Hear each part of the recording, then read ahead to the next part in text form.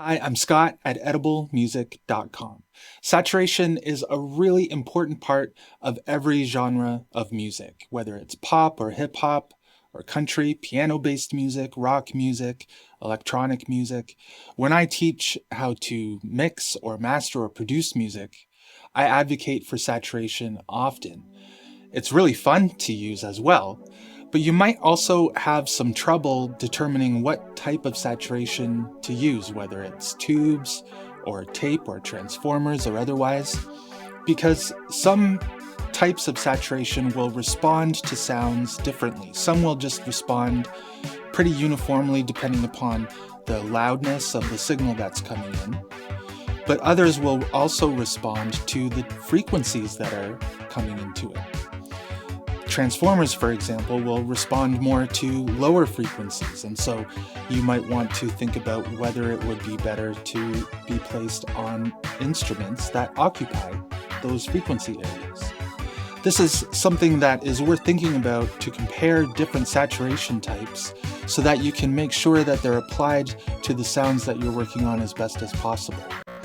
I'll show you how I work through this kind of evaluation here. And I want to introduce you to this by using the California Dynamic Alkane plugin.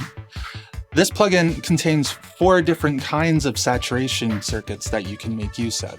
So you would adjust your input level, try to get it as optimal as possible. I usually aim for an average of around -10, or to peak around -10 rather, maybe up to -6 or so. But usually in here is where I find to be the sweet spot. Then you would choose your saturation circuit type and you would add the color in. So this will drive the sound into the saturation circuit that we've chosen. You can also add some more lower frequency content and some higher frequency content, or you can reduce it if it's too much. And this is where it becomes useful to understand how different kinds of saturation respond sometimes to different frequencies. So you might want to emphasize or de-emphasize certain frequencies depending upon how the saturation circuit is responding to it. After the saturation is applied in this plugin, you can then add some EQ. It has 4 bands that you can add.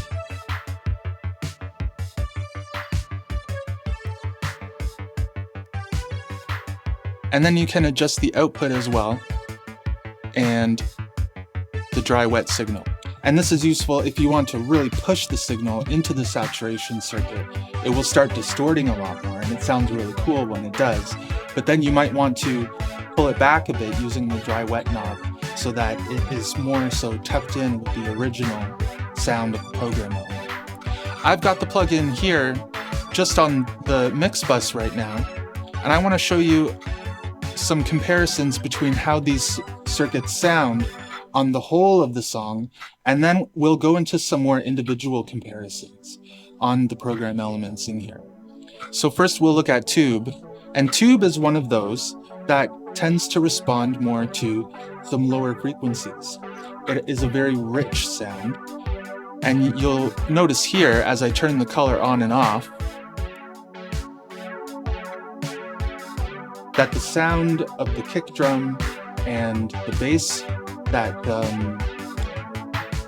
quarter note bass or eighth note bass, will change a little bit as I bring this circuit in and out.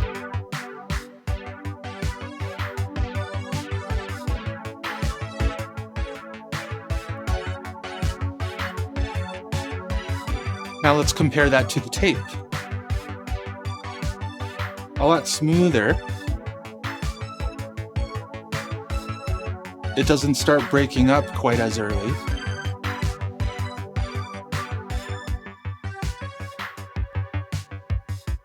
Sounds really nice. And then a transformer. Transformers also will respond more to lower frequencies.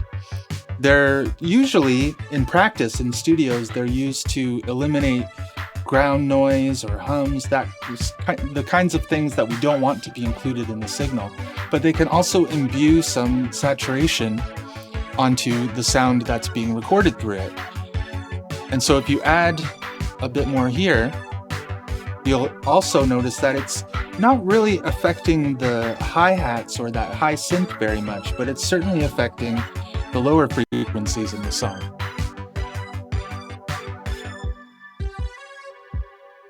And then this last one is cool. It models a synthesizer. I think it's a Roland. And so of course it would be useful to use on synths, but it sounds pretty good altogether as well, doesn't it? Now let's go ahead and compare it on some individual elements. I'm going to turn it off on the mix bus so that we're just getting the effects from a single instance. Let's start with the drums, and we'll start on tube.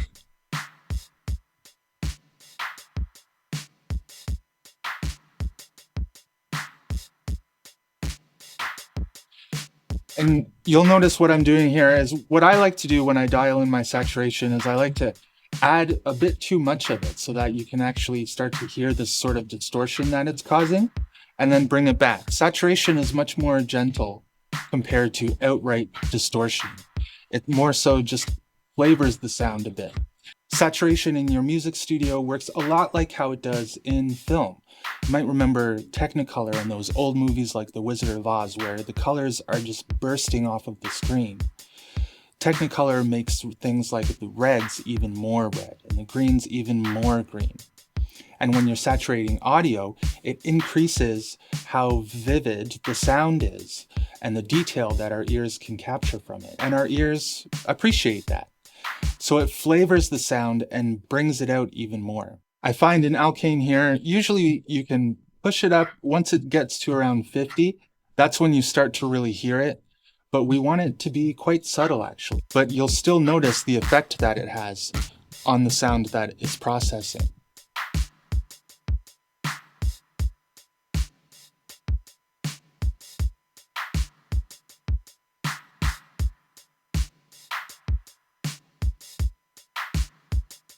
Cool, and because Alkane has an EQ section on it as well, we're working with drums, we can try to emphasize the kick and the snare.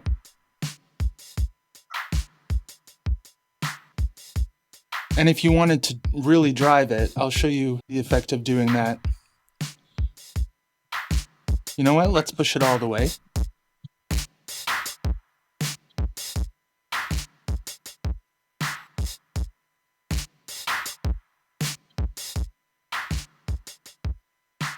Cool.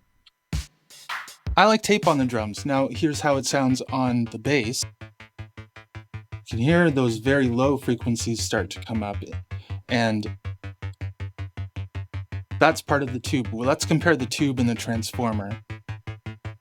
So it kind of leaves alone those higher frequencies. Let's stick with transformer on the bass, and I want to try out that synth circuit on this synthesizer here.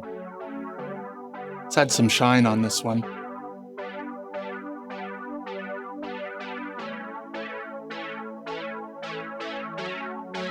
Nice, I like that on there too.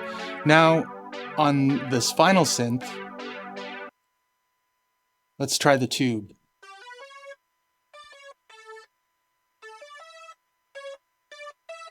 And the EQ section is really useful here because saturation is adding more frequency content, more information to the sound.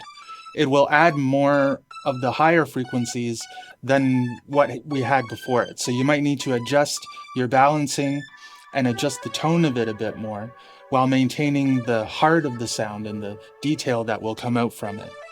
So I'm just going to high cut this a bit here.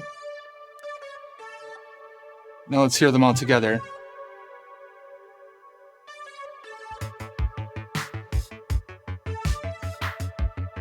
It's worth thinking about the different kinds of saturation that you're using and how they respond to the sound that's coming into them, whether they influence the higher frequencies or the lower frequencies. You want to give your attention to the ways that those different areas of the frequency spectrum change as you're pushing it into saturation. Now, I've got different kinds of saturation applied to each of these instruments. Let's come back to the master channel, and I want to add some tape here.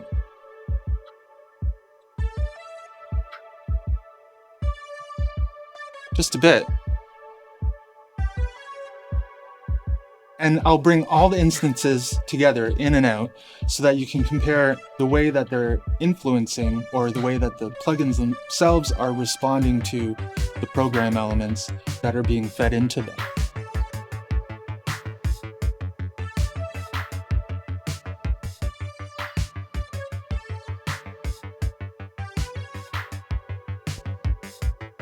So here the bass in particular and the kick drum first.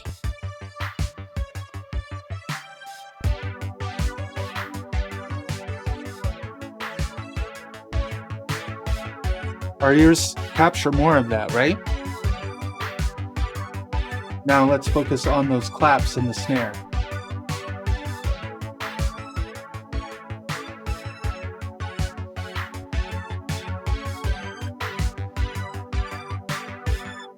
Sounds good. So that's the kind of benefit that saturation can add. It does a bunch of things at once. It kind of compresses the sound, but it also adds frequency content so that it can either brighten or bring more fullness to the sound. And it also helps the tracks to start to fit together a bit. It's a really cool plugin here, California Dynamic Alkane. I really like each of the circuits on it.